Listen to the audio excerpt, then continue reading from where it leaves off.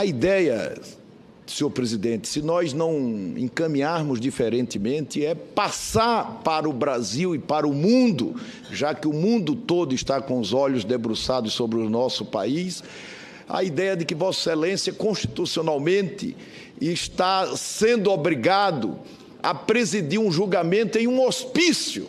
Nós não podemos passar essa impressão à sociedade brasileira. O modelo de substituição de importações implementado em grande parte dos países da América Latina no período pós-guerra acelerou um processo de industrialização que estava destinado a satisfazer quase exclusivamente as necessidades do mercado interno.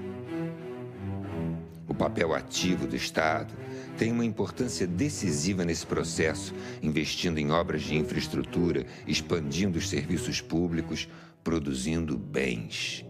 No final da década de 80, surge um discurso neoliberal com duras críticas ao Estado desenvolvimentista e com a propaganda feroz gabando as bondades do mercado.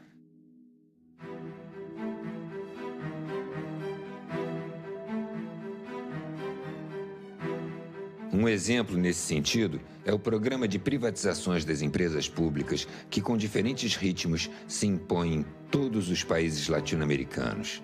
Não se trata de um Estado ausente, mas sim de um outro Estado submetido às exigências do mercado. Milton Santos. O neoliberalismo real é muito diferente do neoliberalismo utópico. E o Estado neoliberal não é um Estado mínimo, é um Estado ativista, é um Estado militante, só que as formas, os padrões de articulação entre Estado, capital e sociedade é que se alteraram. Isso não pode ser lido meramente como um processo de redução do lugar e do papel do Estado, tem que ser entendido como uma redefinição do lugar e do papel do Estado no processo de acumulação do capital e de dominação capitalista.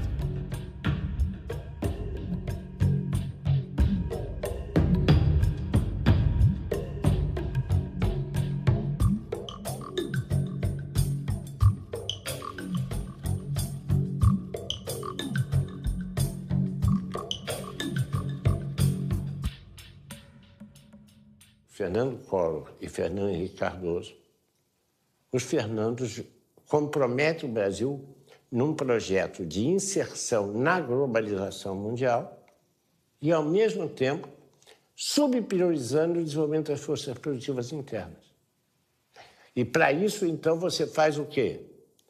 Desmantela a proteção aduaneira, desmantela as instituições públicas ligadas ao processo de desenvolvimento das forças produtivas.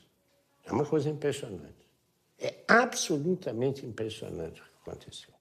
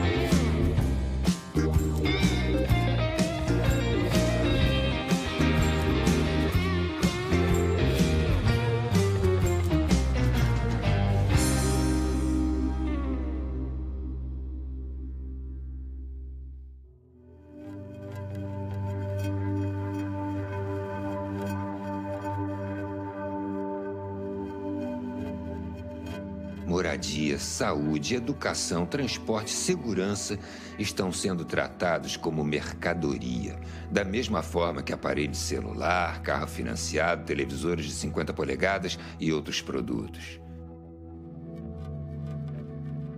Sem contar que o primo rico da história, o sistema financeiro, é o grande beneficiário sem produzir nada, além de acumular papel pintado em moedas plásticas.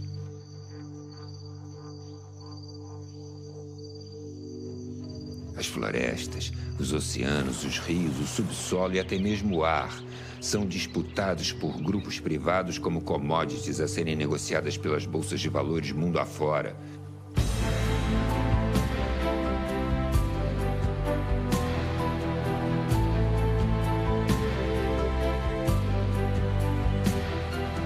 Imagine, cidadão, que o ar que você respira agora no raso da Catarina pode estar sendo vendido em Singapura.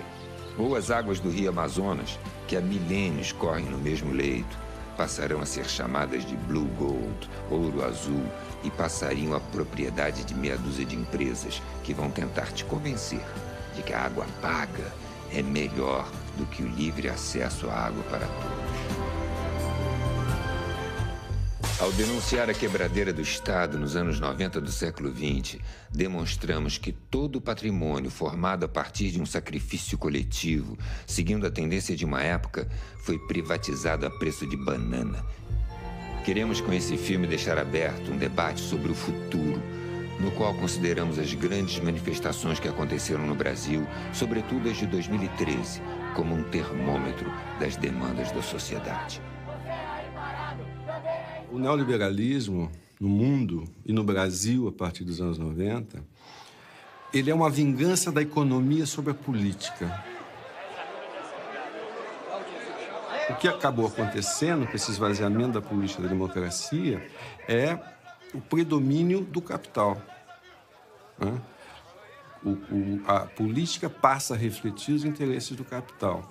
Né? E nessa etapa do capitalismo, do capital financeiro. Verdade? Quer dizer, então essa que eu acho que é o pano de fundo que está por trás disso tudo. Para isso, você teve que enfraquecer o Estado. Né? O Estado do Brasil, por exemplo, nos anos 90, nós tivemos uma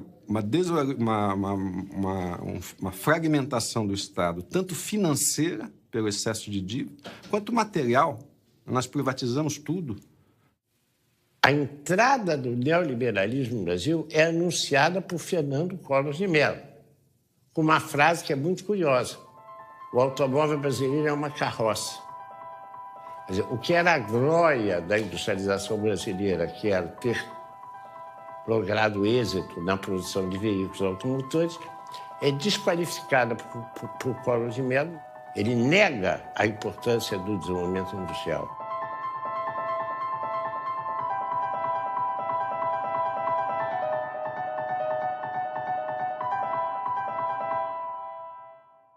Fernando Henrique Cardoso é muito mais sofisticado. Ele não faz esse tipo de discurso.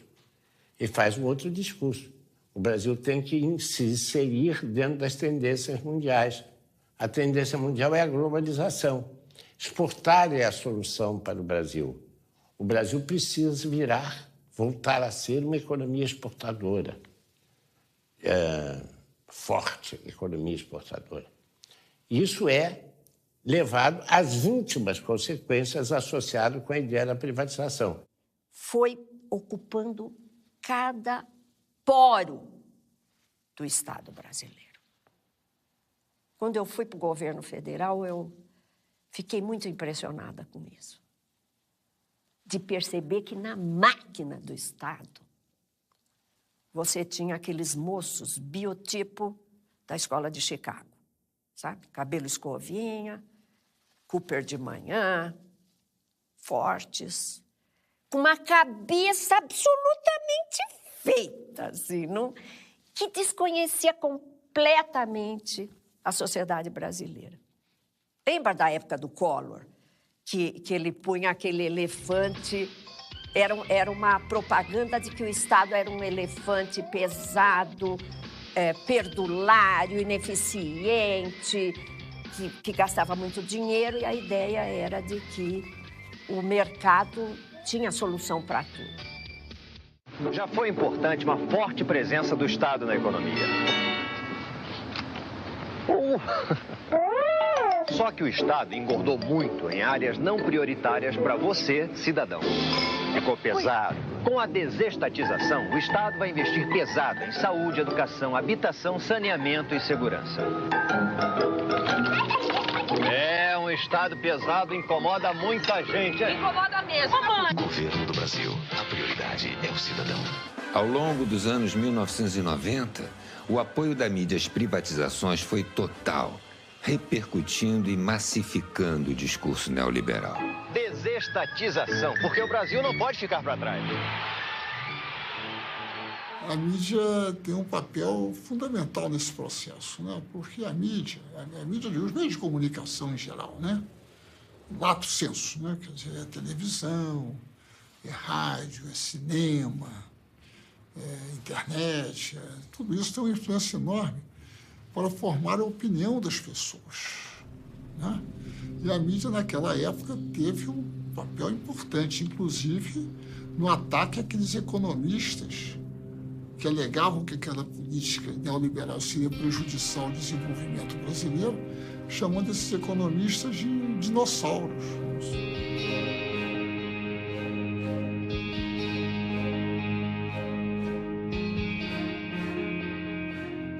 E a mídia se esforçou nesse sentido de uma forma extraordinária, né? Justamente por causa dos seus vínculos com os grandes interesses econômicos. E os grandes interesses econômicos brasileiros hoje, no Brasil, instalados no Brasil, são multinacionais.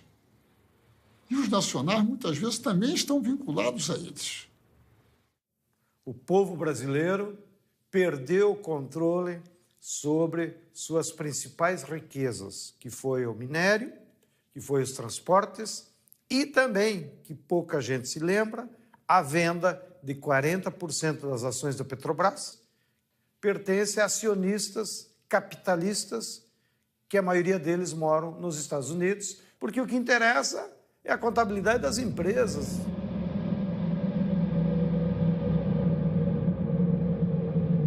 A privatização das telecomunicações é uma privatização do espaço eletromagnético. A privatização do setor elétrico é, num certo sentido, a privatização dos nossos rios. A privatização das grandes mineradoras é a privatização de parte do nosso território. Quer dizer, territórios controlados pela Vale do Rio Doce, por grandes empresas mineradoras, hoje são distritos privados. E tem a dimensão da perda de elementos fundamentais da soberania nacional transferidos para o setor privado e, em boa parte, setores internacionais.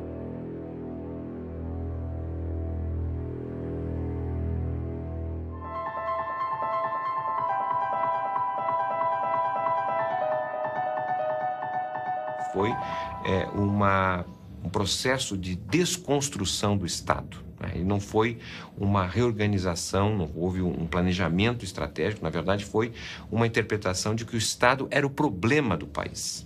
E a resolução desse problema passava pela destruição, pela desconstrução do Estado.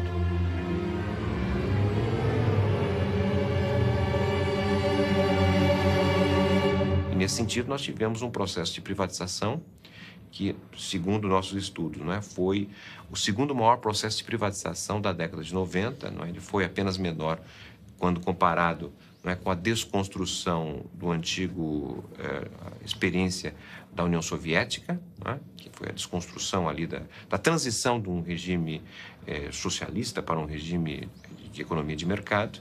Então, a nossa desconstrução nos anos 90, que valeu a geração de receita de ao redor de 100 bilhões de dólares, que naquele momento, nos anos 90, equivaleu a cerca de 15% de todo o PIB, que foi transferido do setor público para o setor privado. E em grande parte dessa transferência significou um engrandecimento em termos de riqueza de determinadas famílias e grupos estrangeiros, sem a contrapartida, porque nós tivemos simultaneamente a essa privatização uma redução de 500 mil de postos de trabalho. Essa é uma estratégia americana que ela parte do princípio que, num mercado totalmente livre, as empresas americanas, as mega empresas multinacionais americanas, por seu dinamismo tecnológico, pela sua escala, pelo seu poder financeiro, prevalecerão sobre as outras. O neoliberalismo é isso, é você dizer, olha, o Estado é o grande adversário da eficiência econômica. Então, é necessário reduzir o Estado ao mínimo. Aí vem as privatizações, né?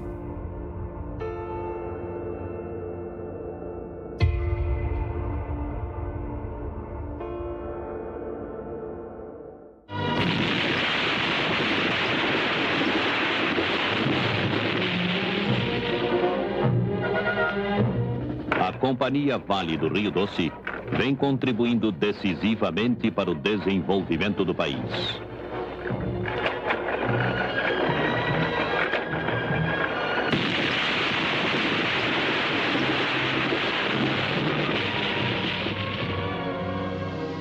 A Vale do Rio Doce foi criada em 1942 pelo presidente Getúlio Vargas.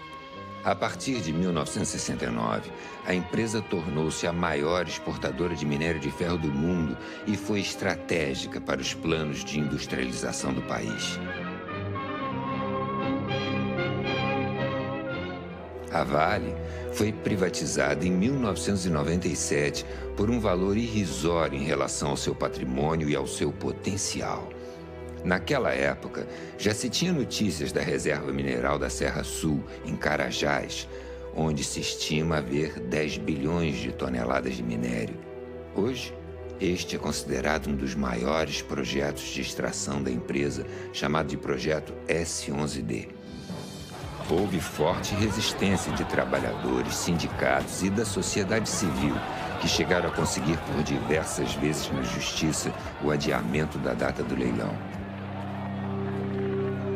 A Vale foi vendida por cerca de 3 bilhões de dólares naquela época. Menos de um ano depois da venda, o faturamento da empresa foi superior a 10 bilhões de dólares, ficando nítido que a resistência à privatização tinha fundamentos.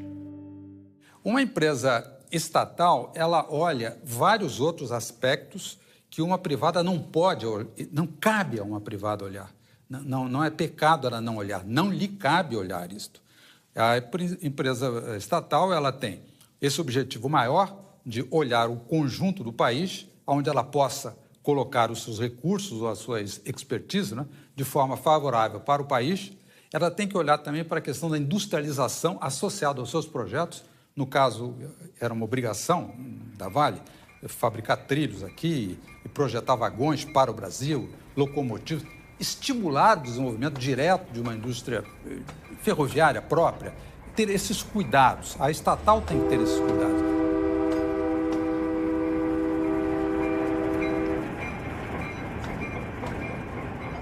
No caso das ferrovias, afetou também a logística da população, porque praticamente nós que tínhamos uma malha de transporte público ferroviário, hoje se reduziu a 2 ramais e ainda com 2 ou 3 comboios por semana.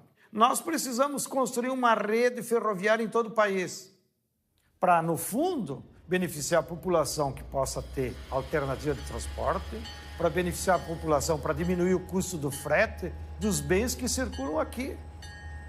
E para isso precisa ter investimento de todo o povo, independente se aquilo vai dar lucro ou não. Hoje eles privatizaram todas as ferrovias e os únicos ramais que as empresas privadas estão fazendo é para construir para exportação. Exportação de minério de ferro, exportação de soja. De novo, a ferrovia não é para beneficiar o povo.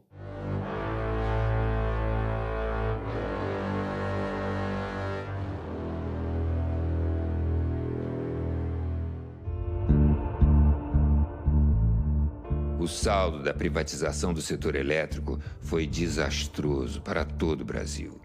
Um exemplo surreal foi a privatização da Light. Já em 1979, o governo da ditadura comprou a Light da Brascan Limitada 2 anos antes do contrato de concessão acabar, quando a empresa passaria o controle do Estado brasileiro sem ônus. No entanto, ela foi comprada por 380 milhões de dólares. 17 anos após a estatização, em 1996, a Light foi privatizada. O então ministro do Planejamento, José Serra, orgulhoso declarou: "Foi o maior leilão do país." No contrato, havia a absurda previsão da piora dos serviços, com autorização do aumento do número de blackouts e apagões. Como em quase todos os processos de privatização do setor, antes da venda houve o reajuste das tarifas de energia. No caso da Light, foi de 58% e o pagamento com as chamadas moedas podres. Além da utilização de empréstimos do BNDES com recursos retirados do Fundo de Amparo ao Trabalhador, FAT, do Fundo de Garantia, FGTS e do PIS/PASEP. Não faltam casos desse desmonte do setor energético em todo o país.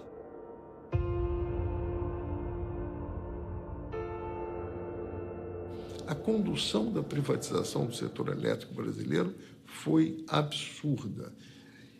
E como na geração não foi feito investimento e também muito pouco na transmissão, na hora que a economia cresceu um pouquinho, que foi o ano 2001, entrou em colapso. Não havia capacidade instalada para atender a demanda e faltou energia no Brasil. Houve um racionamento mano-militar, né?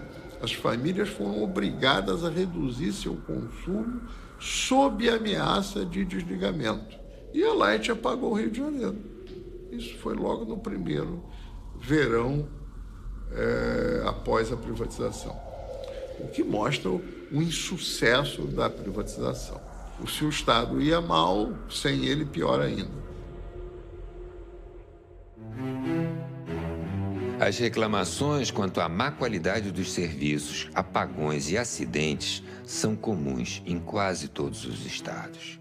O Ministério Público, no Rio de Janeiro, após trocas de acusações entre as empresas, responsabilizou pelos incêndios em galerias e explosões em bueiros tanto a Light como a concessionária de gás canalizado SEG, também privatizada em 1997. A privatização no Brasil começou pela distribuição, seguiu na transmissão e a última a ser atingida foi a geração. A barragem interrompe a passagem da água e isto só pode ser uma função do Estado, dado a sua intervenção física, não só no sistema físico, como também social, porque a área é, às vezes, utilizada para várias outras coisas e populações são atingidas. Não é? Então, o papel do Estado aí, né, na geração elétrica se torna mais flagrante, a ideia do monopólio natural devido a essa forma de geração. É uma história muito triste, no caso da energia elétrica, porque o Brasil, que tinha na hidroeletricidade a grande componente da matriz energética brasileira, que era, do ponto de vista mundial, economia de grande porte. O Brasil tinha a matriz energética melhor do planeta, ainda é muito boa, mas perdeu muito metendo os seus pés pelas mãos. E se meteu os pés pelas mãos de tal maneira que o Brasil, que tinha uma das tarifas de energia elétrica mais baixas do planeta, hoje já tem uma das mais elevadas do planeta.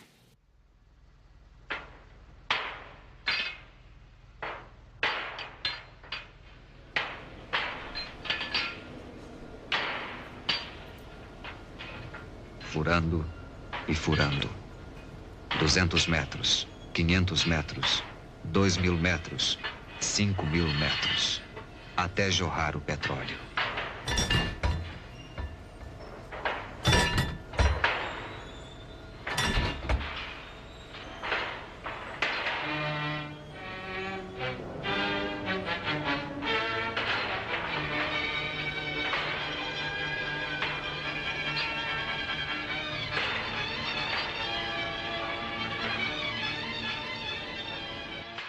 Quando o neoliberalismo, a onda neoliberal atingiu o Brasil, da qual resultou a revisão constitucional de 98, a joia da coroa das privatizações brasileiras, das empresas estatais brasileiras, era a Petrobras. Uma empresa estatal que tem não só conhecimento e competência, experiência, mas uma vontade nacionalista de descobrir recursos energéticos brasileiros, sendo a energia um assunto de segurança internacional. Esqueceram-se aqueles que formularam essa política e essa estratégia do significado que a Petrobras tem para o povo brasileiro. Independente de condição social, econômica, visão política, até ideológica, né? A Petrobras é uma empresa, diferentemente das outras estatais que provieram da estatização de empresas privadas estrangeiras que haviam no Brasil. A Petrobras não. A raiz da Petrobras o petróleo é nosso. A raiz da Petrobras é essencialmente nacionalista. Está na raiz do nosso povo. Então a Petrobras não só... O povo brasileiro entende isso como considera a Petrobras também uma reafirmação da nossa autoestima, como um povo competente para realizar, planejar, projetar e operar grandes projetos, né, de engenharia e de desenvolvimento nacional. A Petrobras é a maior empresa brasileira em patrimônio, é a maior empresa em conhecimento. Nós somos o cérebro mundial dos nossos engenheiros de como conseguir tirar o petróleo a 7.000 metros debaixo do mar, no chamado pré-sal. Somos os únicos que acumulamos conhecimento científico nessa área. Nós somos a empresa de maior potencial de exploração, porque, teoricamente, todo o petróleo pertence à nação. O Fernando Henrique, como é uma empresa grande e era a pérola da coroa, ele tentou privatizá-la e transformá-la numa empresa comum. Inclusive mudando o nome, né? Para Petrobras, porque eles diziam que os gringos não conseguiam pronunciar o Brás com S. Olha o nível de mediocridade dessa nossa burguesia subalterna, da qual o Fernando Henrique foi o seu principal porta-voz e representante. Mas por ela ser tão grande, não deu tempo eles seguirem o caminho natural da privatização. Eles tentaram pela venda das ações, tentaram pela quebra do monopólio, e isso conseguiram.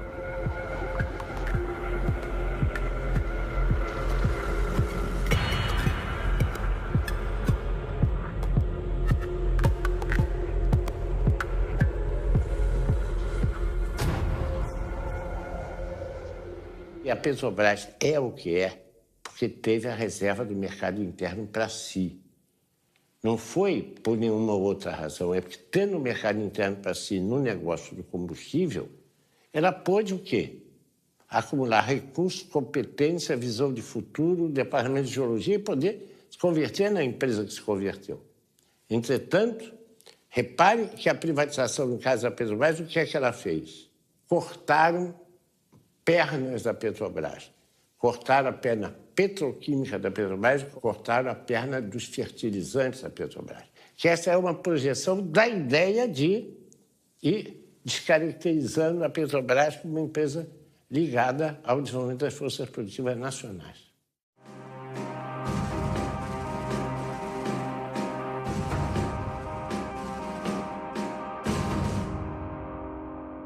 A privatização das telecomunicações foi um crime contra o Brasil e muito pouco compreendido.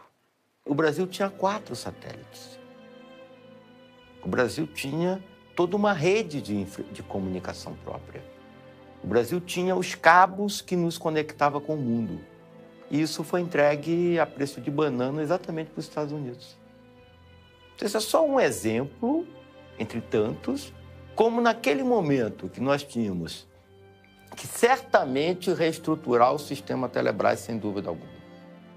Mas o modelo adotado foi um modelo completamente antinacional, um modelo que transferiu o controle das comunicações brasileiras para fora do país, né? Um modelo que tornou as comunicações brasileiras exportadoras líquidas de capital, que não era, né?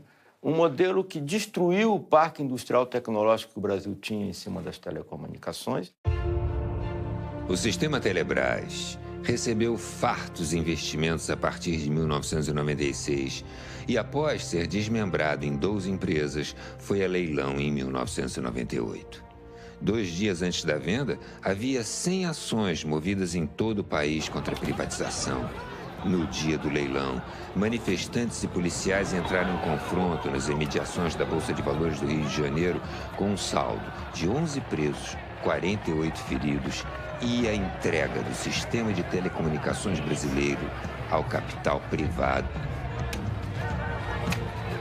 A Telebrás foi comprada por empresas italianas, portuguesas, espanholas e norte-americanas. O que era bom para eles não era bom para o Brasil. Em 2013, a empresa espanhola Telefônica divulgou um balanço de sua receita global, em que apontava as operações no Brasil como as que davam o maior faturamento à empresa. Os lucros obtidos no Brasil pela Telefônica servem para sustentar a expansão de sua matriz na Europa.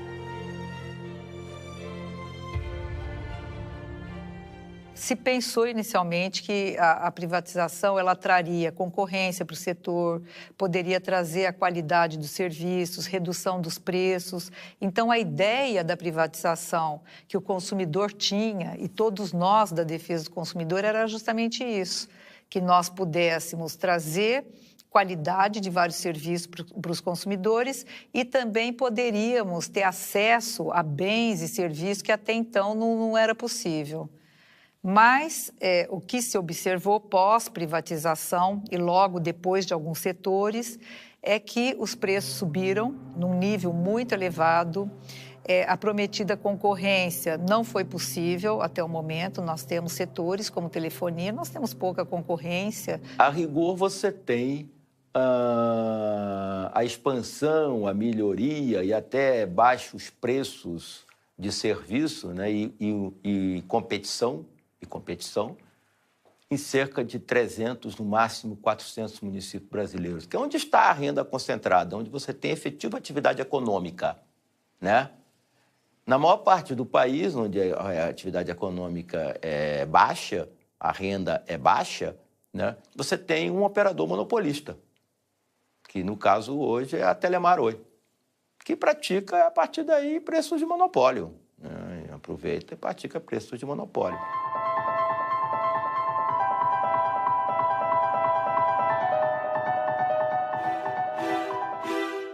As agências reguladoras, ANEEL, Anatel, ANP, Anvisa e agências estaduais foram criadas no Brasil como parte do pacote das privatizações. Houve a paralisação dos investimentos e o desmonte das empresas públicas propositadamente, com o objetivo de justificar a necessidade de privatizar. E as agências foram apresentadas como guardiãs do interesse público. Hoje, se constata que elas muito pouco fazem na defesa dos interesses dos usuários dos serviços. Elas foram pensadas justamente para trazer ali uma certa independência, para poder agir de forma independente, mas o que se vê é a captura dessas agências. Hoje, elas são capturadas, elas têm ali o comando do próprio governo e, portanto, elas não são independentes e não podem fazer um trabalho que pudesse realmente equilibrar o mercado. As agências reguladoras foram pensadas para permitir o capital vir para os países como o Brasil. Elas são um instrumento do neoliberalismo. É o caso da ANP. A ANP, a ANEL também, né? Elas são empreendimentos que visam favorecer as condições do capital. Eu não acho que elas tenham um papel que deviam ter público. Elas são, inclusive, inúteis. Ela é melhor que a Petrobras cuidasse do petróleo e não houvesse leilão nenhum.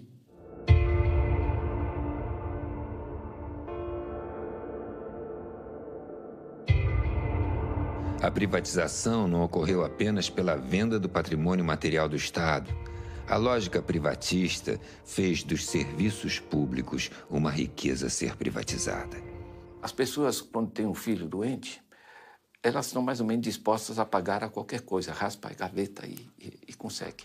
Então, quando você privatiza esse tipo de serviços e torna eles com objetivo lucrativo, você deforma todo o processo. Na saúde, tinha 2 projetos para mim, em disputa.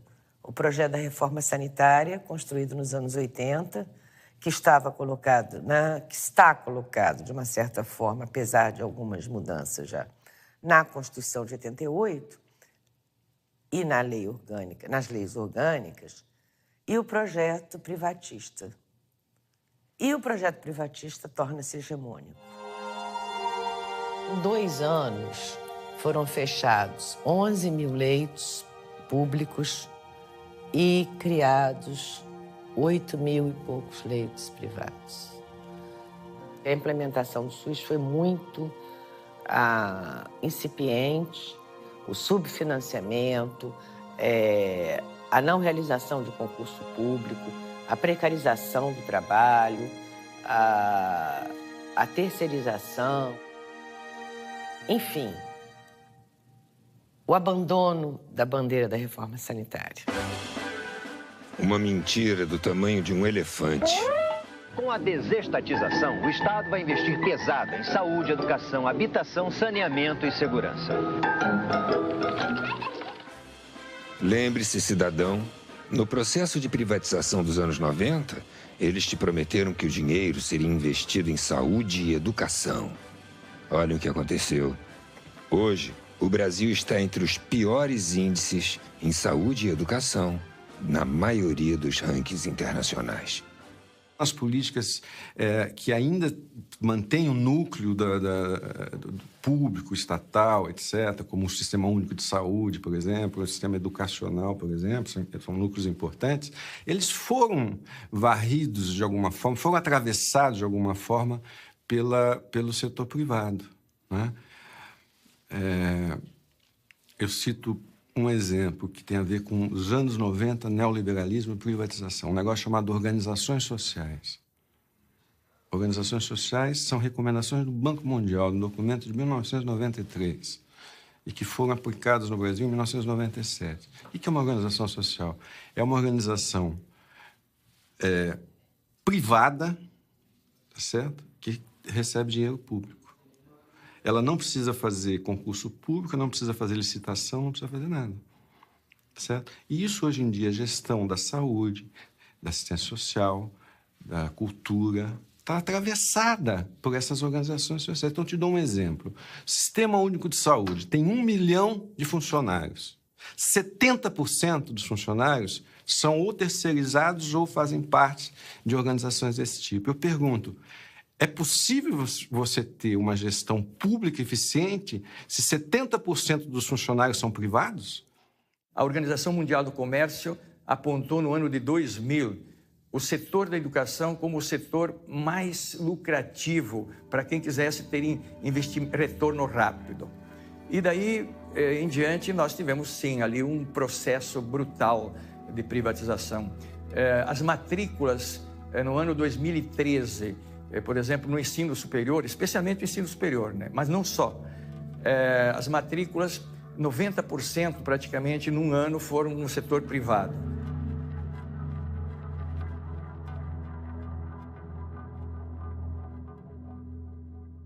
Professor, por exemplo, hoje é tratado como um entregador de conhecimento. E quem pensa o conteúdo, o método e a forma de educar são institutos privados. Instituto Ayrton Senna, Telecurso Segundo Grau, Pitágoras, Instituto EQI, institutos privados. A Associação Brasileira do Agronegócio tem um investimento enorme nas regiões onde o agronegócio está mais avançado, ensinando as crianças a que o agronegócio é a salvação do Brasil. Eu li uma redação de uma criança que é, na verdade, lavagem cerebral, e que essa criança diz: agronegócio, milhões de empregos, agronegócio, autossustentabilidade, agronegócio, comida para o mundo. Então, este pensamento, além de privatizar o patrimônio e a educação ser um grande negócio hoje no Brasil, está se privatizando a concepção de educação já na educação básica. Durante os governos neoliberais na década de 90, praticamente todos os países que estavam com governos neoliberais, incluído naturalmente o Brasil com o governo Fernando Henrique Cardoso, privatizaram dentro do sistema educacional uma dimensão que na política educacional deve ser fundamentalmente pública em qualquer sistema democrático, que é a definição do conhecimento oficial. Ou seja, o que se ensina nas escolas e como se ensina passou a ser um problema de comissões de especialistas e técnicos, muitas delas internacionais e muitas delas sob o controle e a tutoria do Banco Mundial, por exemplo, que começaram a definir os parâmetros curriculares a partir dos quais se definia o que devia ser ensinado nas escolas. O que deve ser ensinado nas escolas em qualquer país do mundo é um problema de deliberação pública, um problema que atinge a sociedade. Não só aqueles que estão dentro da escola, sino também os que estão fora da escola. Deve ser um problema de deliberação e de construção coletiva.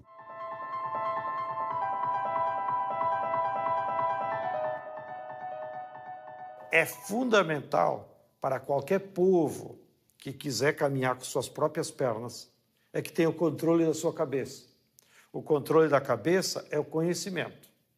Seja o conhecimento universal, aplicado à libertação do ser humano, seja o conhecimento tecnológico, ou seja, como fazer mercadorias de forma mais rápida e mais barata para que todo o povo tenha acesso. Então, o Estado tem que fazer pesados investimentos com dinheiro público. Ou seja, é como se o Estado dissesse assim: ó, povo brasileiro, vou pegar R$100 de cada um, vocês não tomem em conta, mas esses R$100 eu vou aplicar em pesquisa, em doutor, em escola, em universidade, em laboratório, em supercomputadores, que é para nós pesquisar modos de construir novas mercadorias que a médio prazo vai voltar para você como benefício, em ser coisas mais baratas, em ser coisas que possa universalizar o acesso a toda a população. Tem coisa mais estúpida no Brasil do que nós termos ainda 14 milhões de brasileiros que não sabem ler e escrever? Que hoje tem tecnologia para você, em 65 aulas, aprender a ler e escrever. Por que a empresa privada não aplica? Porque não dá lucro.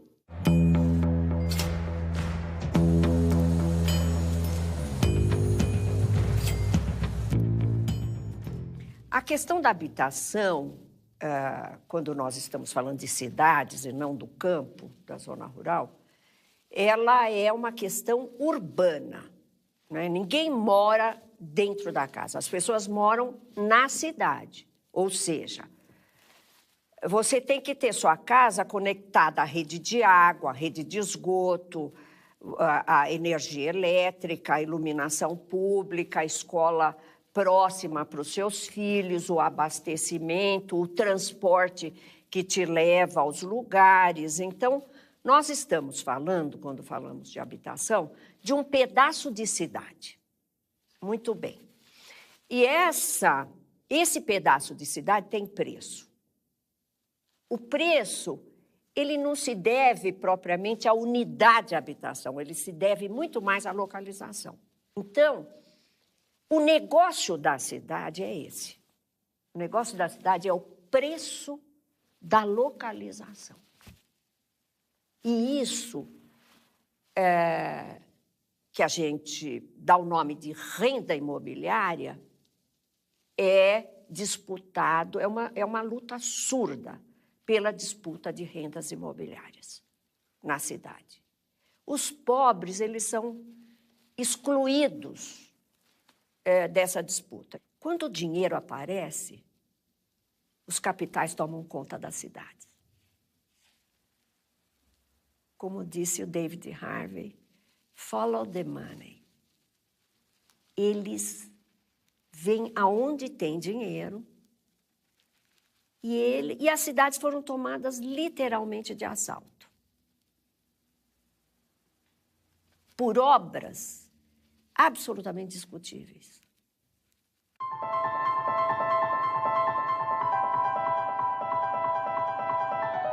Por que são despejadas 1.500 famílias quando, pela Constituição brasileira, o direito à moradia é absoluto, foi colocado pela Emenda 29, e o direito à propriedade não é absoluto. Ele é relativizado pela função social da propriedade. Por quê? Há uma conjugação entre capital imobiliário e capital de transporte que no caso de algumas cidades é agravado pelo fato de que os transportes são um monopólio privado. Os transportes públicos, paradoxalmente, não são públicos, são privados e, portanto, seguem a lógica da valorização do capital no setor de transporte. São raríssimas as experiências no mundo onde você tem transporte público de massa privatizado. A Argentina privatizou na década de 90 e reestatizou agora. A Margaret Thatcher, no auge dos anos 80, não privatizaram o sistema de manutenção do metrô, mas não privatizou o metrô de Londres. Aqui, nos anos 90, nós fomos além da Thatcher. Tá certo? Ou privatiza ou faz concessão.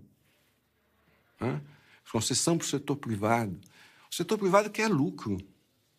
Em alguma medida, isso tem a ver com o fato que, de 1994 até hoje, as tarifas de transporte urbano, por exemplo, em São Paulo, subiram o dobro da inflação. O passe livre é possível? É. Em determinadas condições, é possível. E ele é um dado de uma utopia muito importante. Muito, muito importante. Porque, como Milton Santos já falou, o jovem ele vive um exílio na periferia.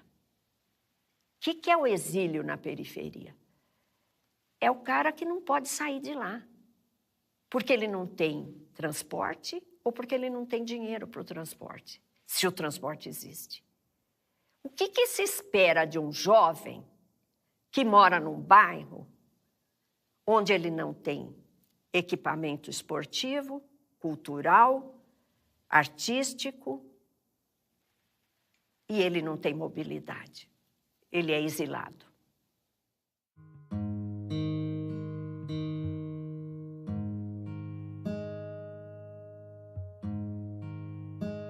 Essa questão não me parece que foi realmente abraçada pelo Estado. Aí vamos dizer por quê.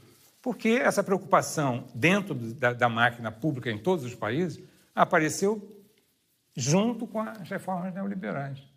Elas coincidiram. As reformas neoliberais começou a ter uma competição internacional pela atração de empreendimentos poluentes. Nós começamos, por exemplo, a oferecer a possibilidade que nas periferias da cidade do Rio de Janeiro a gente recebesse uma siderúrgica recusada na Alemanha.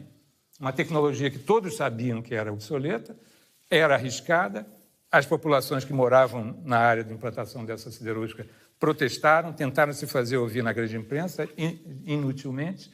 Depois de 6 anos, se não me engano, a primeira grande explosão que não pôde ser deixada de aparecer na grande mídia, aí começa a se discutir, não, seria melhor a gente investir em tecnologias inteligentes, nós também não gostamos das tecnologias sujas da siderurgia, mas o fato é que essa siderúrgica foi atraída como uma grande vitória, que ia produzir emprego, renda, etc. Tal.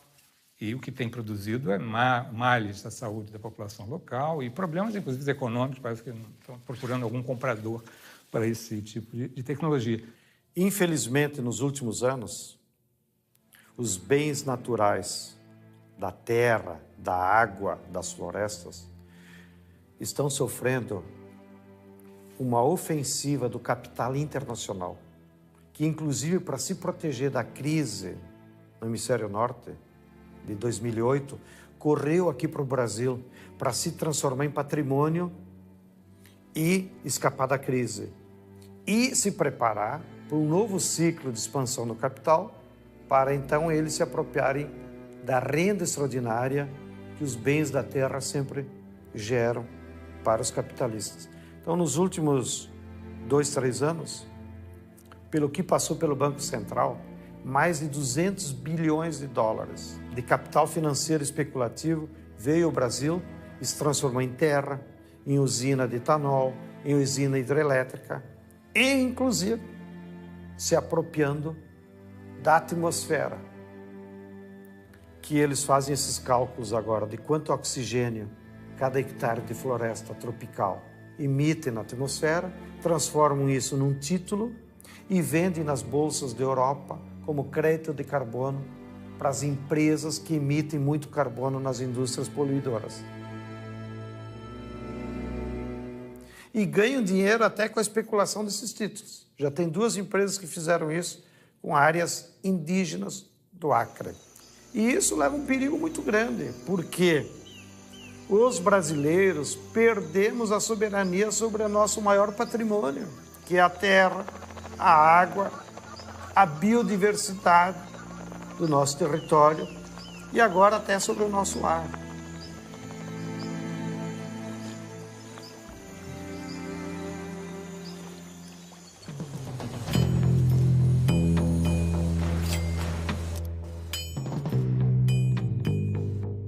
A defesa da economia nacional que o Lula fez só foi implementável que tinha esses bancos, pelo Banco do Brasil, pelo BNDES e pela Caixa Econômica.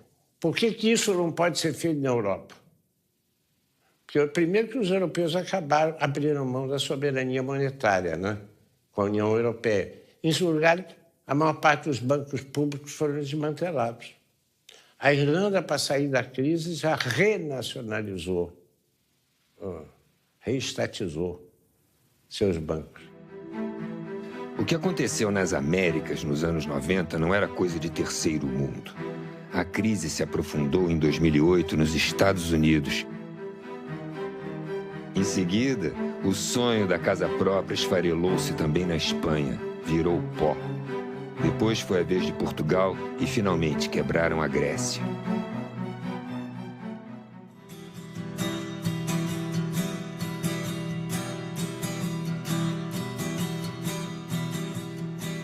Então, a primeira coisa que eu diria a você, que me assusta muito, é a desconstrução da identidade brasileira. Em segundo lugar, de forma associada, é a ausência de um projeto nacional. Eu não consigo perceber um projeto educacional claro, explicitado. Como eu tampouco consigo perceber um capítulo cultural explicitado. Como não há um capítulo industrial explicitado. Se você perguntar hoje por onde a industrialização brasileira pode prosseguir, saiu de pauta como tema de discussão. Então, há um processo ideológico, acho eu, assustador, pelo qual nós estamos renunciando à ideia do Brasil ser. Como é que nós vamos superar essa crise, então? Só tem um caminho. É quando voltar a ter luta social que gere um reascenso do movimento de massa na rua. Essa energia das ruas vai obrigar a esquerda a voltar a discutir, se preparar e debater um projeto de nação. Um projeto de nação não capitalista, não naqueles formatos da década de 50, um projeto da nação dirigido pela burguesia. Um projeto de nação no sentido de organizar a economia para atender às necessidades da população. Não se trata de ter esperança, se trata de fazer mobilização e conquistar. Né? Se nós ficarmos esperando o Estado se transformar, ele não vai se transformar. Né? Ele vai continuar sendo do jeito que ele é, conservador, como ele foi concebido por quem o concebeu. A sociedade se move com a participação dos trabalhadores. Nós só teremos serviços públicos de qualidade, gratuitos, transporte, saúde, moradia, educação, com pressão popular. Os movimentos de junho demonstraram isso. Nós queremos um Estado que seja um Estado voltado para os interesses da população, não um Estado voltado para os interesses do mercado, por exemplo. E a mobilização dos trabalhadores é essencial para que esse Estado seja um Estado plural e não um Estado excludente.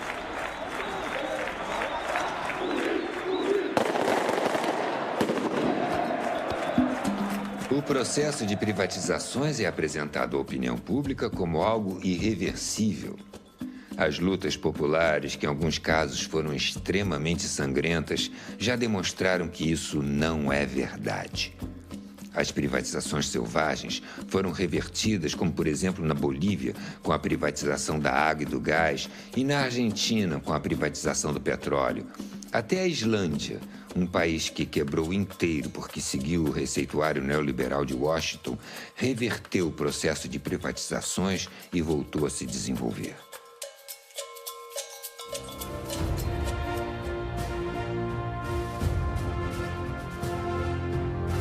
Quando pensamos a história, nos voltamos para o futuro. Ao mostrar o processo de privatizações que ocorreu nos anos 90, estamos discutindo o Brasil que queremos construir. Um país livre e independente, que respeite o meio ambiente, as diversas culturas, os saberes ancestrais e todos os povos. Não queremos um projeto de desenvolvimento dependente e irresponsável que vai gerar mais fome e pobreza para o povo e uma insuportável acumulação de riqueza para poucos. Queremos ser cidadãos e não consumidores. Sermos os sujeitos da história. Não somos números, somos gente. Como disse o professor Milton Santos, a qualidade dos serviços públicos é que assinará a carta de alforria dos moradores, em especial os jovens que vivem o destino do exílio na periferia. Este é o momento.